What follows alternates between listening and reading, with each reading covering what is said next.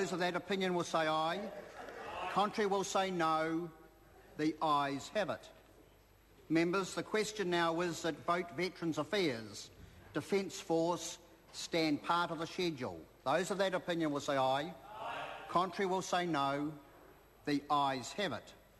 Members, the question now is that Vote Veterans Affairs, Social Development stand part of the schedule. Those of that opinion will say aye. Contrary will say no. The ayes have it. Members, the question now is that Vote Education stand part of the schedule. I call Grant. I just have to wait for the Minister. I call Grant Robertson. Tēnā koe, Mr Chairman.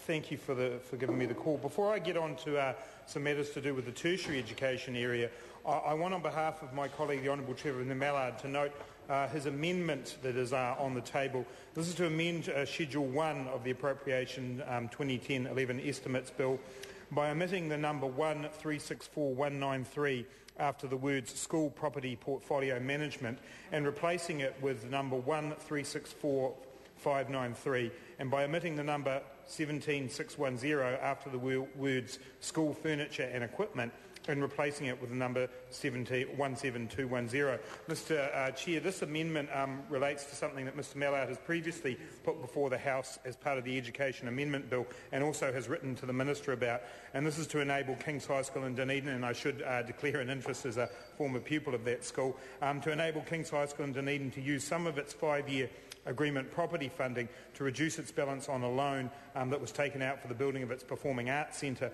This would resolve a misunderstanding which arose several years ago, a misunderstanding that's led to the school using its operational funding to pay for this loan.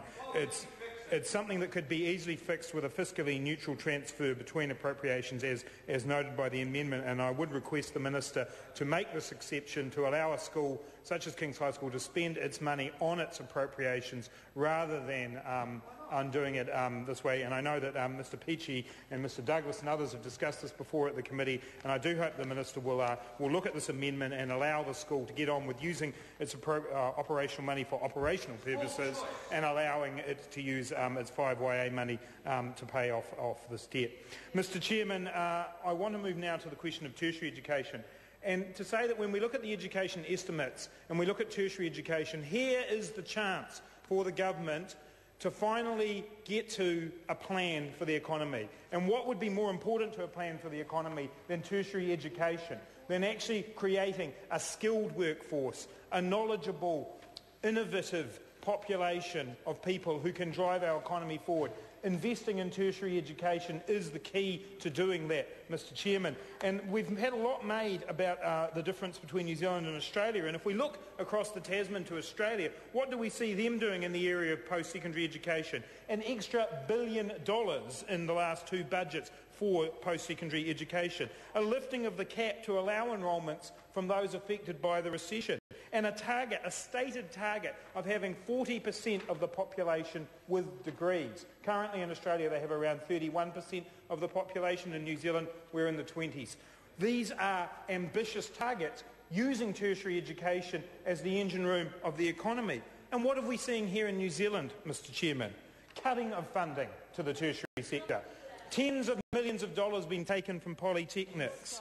A complete failure by the government to respond to a fundamental change to entrance to universities. For the second semester of this year, nearly 1,500 students are being denied entry to Victoria University. Massey University shuts its summer school enrolments with half an hour's notice. Thousands of students next year who have university entrance will not be able to enter university. We've seen huge funding cuts in adult and community education, cuts in literacy and numeracy that we were told were the priority for this government. So in short, Mr Chairman, what we're seeing in Australia is the government and tertiary institutions working out how to get people into education.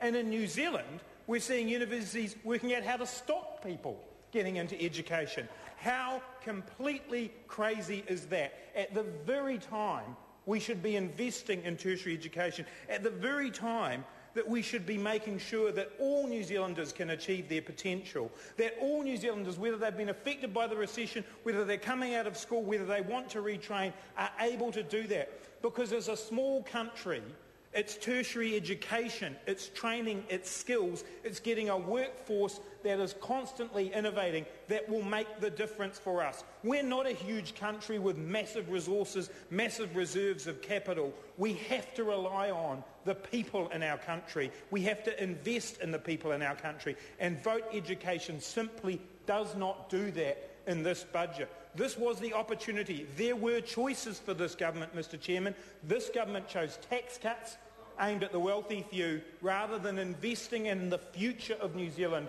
through funding tertiary education properly, through funding education generally and well. This is a shameful budget, Mr. Speaker.